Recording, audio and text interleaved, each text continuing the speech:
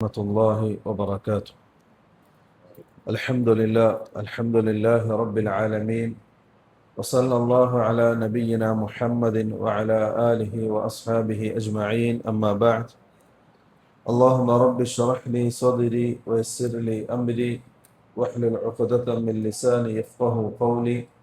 سبحانك لا علم لنا إلا ما علمتنا إنك أنت العليم الحكيم. اللهم رب زدنا علما نافعا وعملا متقبلا ورزقا حلالا طيبا. പ്രിയമുള്ള സഹോദരന്മാർ, നമ്മൾ ഇന്ന് പഠിക്കുന്ന ഒരു ഹദീസ് റസൂലുള്ളാഹി സ്വല്ലല്ലാഹു അലൈഹി വസല്ലം പഠിപ്പിച്ചിട്ടുള്ള നമ്മുടെ ജീവിതത്തിൽ, മുഅ്മിനീങ്ങളുടെ ജീവിതത്തിൽ നിർബന്ധമായും ഒഴിവാക്കേണ്ട ചില ദുസ്വഭാവങ്ങളെ സംബന്ധിച്ചാണ് ഈ ഹദീസിൽ നമ്മൾ പഠിക്കുന്നത്. عن أبي هريرة رضي الله عنه قال قال رسول الله صلى الله عليه وسلم إياكم والظن فإن الظن أكذب الحديث لا تحسسوا ولا تجسسوا ولا تباغضوا ولا تدابروا ولا تحاسدوا وكونوا عباد الله إخوانا. رواه البخاري ومسلم. ഇമാം ബുഖാരിയും മുസ്ലിം റിപ്പോർട്ട് ചെയ്യുന്ന അബൂ ഹുറൈറ റളിയല്ലാഹു അൻഹുവിന്റെ സഹീഹായ ഹദീസാണ് ഓതി കേൾപ്പിച്ചത്. ഈ ഹദീസ് റസൂലുള്ളാഹി സ്വല്ലല്ലാഹു അലൈഹി വസല്ലം പഠിപ്പിക്കുന്നത്, ഇയ്യാകും വദ്ദൻ, നിങ്ങൾ ഊഹങ്ങളെ സൂക്ഷിക്കുക. അതായത് ഒരാളെ കുറിച്ച് വേണ്ടാത്ത വിചാരം നിങ്ങളുടെ മനസ്സിലുണ്ടാകാൻ പാടില്ല. കാരണം ഫഇന്നദ്ദന്ന അക്ദബുൽ ഹദീസ്, ഒരാളെ കുറിച്ച് വേണ്ടാത്തൊരു വിചാരം നിങ്ങളുടെ മനസ്സിലുണ്ടായാൽ അതാണ് സംസാരങ്ങളുടെ കൂട്ടത്തിൽ ഏറ്റവും വലിയ കളവ്. അതുകൊണ്ട് എപ്പോഴും മുസ്ലിമായ സഹോദരങ്ങളെ കുറിച്ച് നല്ല വിചാരം മാത്രം നിങ്ങളുടെ മനസ്സിലുണ്ടാക്കുക. ആരെക്കുറിച്ചും മോശപ്പെട്ട ഒരു ചിന്ത മുഅ്മിനീങ്ങളുടെ മനസ്സിലുണ്ടാകാൻ പാടില്ല. പ്രത്യേകിച്ച് ഈ ഒരു കാലഘട്ടത്തിൽ ചില ആൾക്കാർ ചില കച്ചവടങ്ങൾ ചെയ്യും.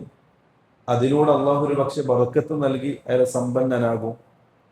അപ്പൊ ചില ആൾക്കാർ പറയും അയാൾ സമ്പന്നമായത് ഇന്ന കാരണത്തിലൂടെയാണ്, അയാൾ പലിശയുമായി ബന്ധപ്പെടാറുണ്ട്, അതല്ലെങ്കിൽ അയാൾ കച്ചവട ചതി നടത്താറുണ്ട്, അസൂയ എന്നോണം പറയുന്ന ചില വാക്കുകൾ അത് നിങ്ങൾ ചെയ്യാൻ പാടില്ല.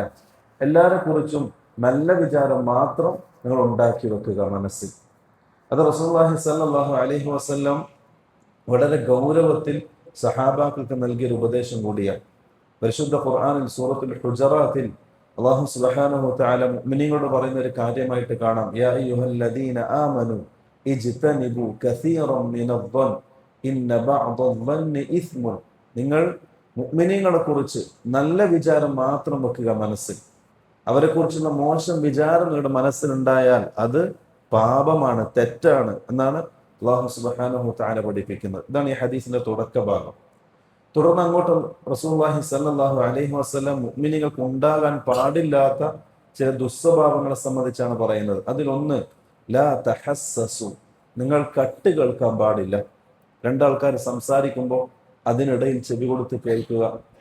അതിലേക്ക് ഒരാൾ ഫോണിൽ സംസാരിക്കുമ്പോൾ അയാൾ എന്താ പറയുന്നത് ആകാംക്ഷയോടെ പ്രതീക്ഷിച്ചിരിക്കുക, അത് പാടില്ലാത്തതാണ്. നിങ്ങൾ മറ്റൊരാളുടെ രഹസ്യങ്ങളിലേക്ക് തലയിടാൻ പാടില്ല. നിങ്ങൾ നിങ്ങളുടെ കാര്യം നോക്കി നടക്കുക. അതും മുഅ്മിനീങ്ങൾക്ക് അല്ലാഹു കൊടുക്കുന്ന ഒരു ഉപദേശമാണ്. അതിന്റെ കൂടെ റസൂൽ ചേർത്ത് പറഞ്ഞത് വലാ തജസ്സസു, നിങ്ങൾ ചാരപ്പണി എടുക്കാൻ പാടില്ല എന്ന് പറഞ്ഞാൽ പണ്ഡിതന്മാർ ഇമാം നബവി റഹ്മത്തുള്ളാഹി അലൈഹി തഫ്സീർ കൊടുത്തത്, നിങ്ങൾ മറ്റൊരു മുസ്ലിമിന്റെ കുറവുകൾ അന്വേഷിച്ച് നടക്കാൻ പാടില്ല. എപ്പോഴും മറ്റൊരാളുടെ തെറ്റുകളും കുറ്റങ്ങളും മാത്രം അന്വേഷിച്ച് നടക്കുക. സ്വന്തം ജീവിതത്തിലുള്ള തെറ്റുകൾ അത് മല പോലെ ഉണ്ടെങ്കിലും അത് കാണാതിരിക്കുകയും മറ്റുള്ളവരുടെ ചെറിയ ചെറിയ കുറവുകൾ അന്വേഷിച്ച് നടന്ന് അത് പ്രചരിപ്പിക്കുകയും അത് മറ്റുള്ളവരെ അറിയിച്ചു കൊടുക്കുകയും ചെയ്യുന്ന ദുസ്വഭാവം നിങ്ങൾ ഉണ്ടാകാൻ പാടില്ല.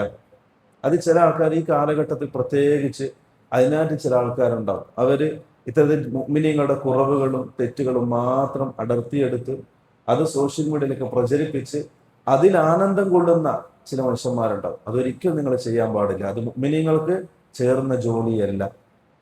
അതിന്റെ കൂടെ റസൂലുള്ളാഹി സ്വല്ലല്ലാഹു അലൈഹി വസല്ലം തങ്ങൾ പറഞ്ഞത് ലാ തഹാസദു, നിങ്ങൾ പരസ്പരം അസൂയ വെക്കാൻ പാടില്ല. അത് വളരെ മോശപ്പെട്ട ഒരു സ്വഭാവമാണ്. അസൂയ എന്ന് പറഞ്ഞാൽ റസൂലുള്ളാഹി സ്വല്ലല്ലാഹു അലൈഹി വസല്ലം തങ്ങൾ പറഞ്ഞു, ഫഇന്നൽ ഹസദ യഅകുലുൽ ഹസനാത് കമാ യഅകുലുൽ മാഉ അന്നാർ. വെള്ളം തീയെ കെടുത്തിക്കളയുന്നത് പോലെ അസൂയ എന്ന സ്വഭാവം നിങ്ങളുടെ നന്മകളെ ഇല്ലാതാക്കി കളയും. അത് നിങ്ങളുടെ മനസ്സിന്റെ സ്വസ്ഥത ഇല്ലാതാക്കും.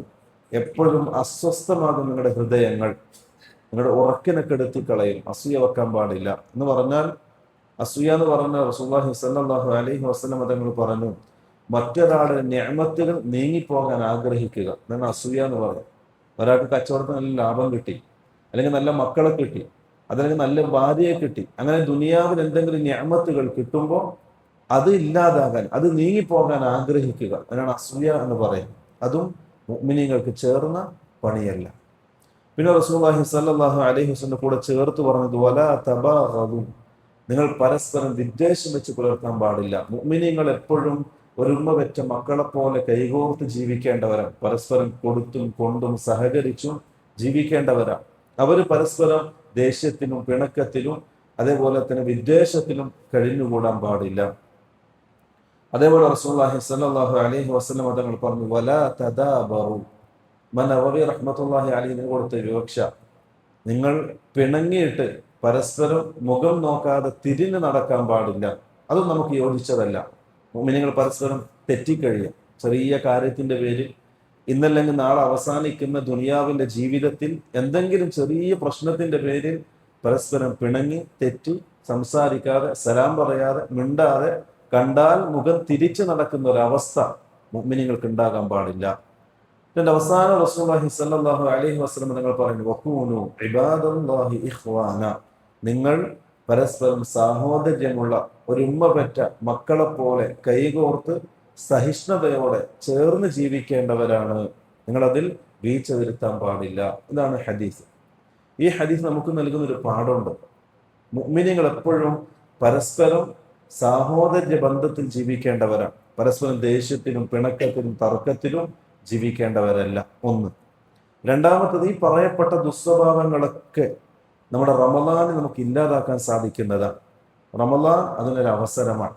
കാരണം നമ്മൾ കാണാറുണ്ട്, സാധാരണ പൈസ ഉള്ളവൻ ഇല്ലാത്തവനെ സഹായിക്കുന്നത്, ശാരീരികമായി സഹായിക്കുന്നത്, പരസ്പരം സഹകരണങ്ങൾ നടത്തുന്നത്.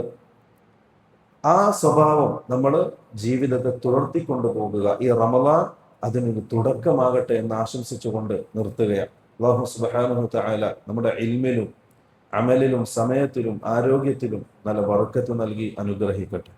ഹാദാ വല്ലാഹു അഅലം വസല്ലല്ലാഹു അലാ നബിയിന മുഹമ്മദിൻ വഅലാ ആലിഹി വസഹ്ബിഹി വസല്ലം. അസ്സലാമു